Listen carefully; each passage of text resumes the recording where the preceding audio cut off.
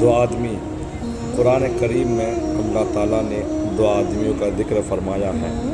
ایک غریب آدمی تھا، اپنے ہر چیز سے زیادہ اللہ تعالیٰ سے محبت رکھتا تھا، اور دوسرا وہ جس کے پاس بہت سامان تھا، باغات تھے، اور انہیں اپنی کوشش کا نتیجہ سمجھتا تھا۔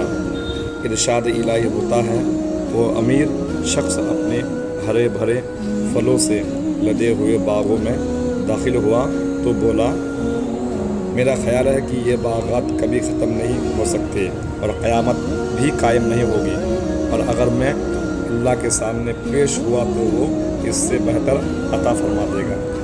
اس کے ساتھی نے کہا، جب تو اپنے باغ میں داخل ہو تو تجھے چاہیے کہ ماشاء اللہ لا قوت الا باللہ پڑھا کرے، کہیں ایسا نہ ہو کہ تیری شیخی کے سبب اللہ تجھ سے یہ سارا مال چھین لے۔ اس نے کہا، کیسی بات کرتا ہے، یہ کبھی نہیں ہو سکتا، میں امیر ہوں اور میں امیر ہی رہوں گا۔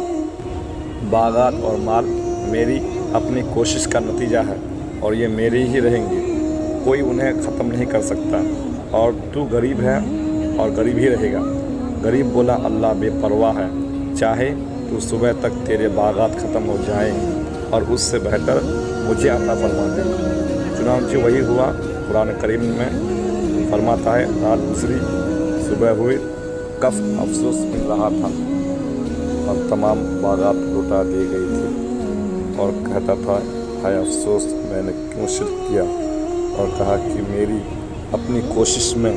دوسری طرف وہ غریب جو اللہ تعالیٰ پر بھروسہ اور تکیہ رکھنے والا تھا، صبح ہوئی تو امیر تھا، بے پناہ دولت نہ جانے کہاں سے آ گئی، مگر اس نے اسی وقت سجدہ شکر ادا کیا،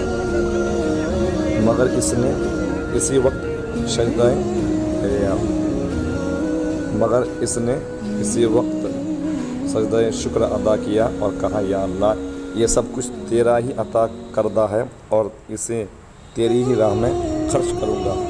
تمام مال جتنا آیا تھا اللہ کی راہ میں خرچ کر دیا۔ دوسرے صبح اس سے زیادہ ملا، وہ خرچ کیا تو تیسرے صبح اس سے بھی زیادہ عطا کر دیا۔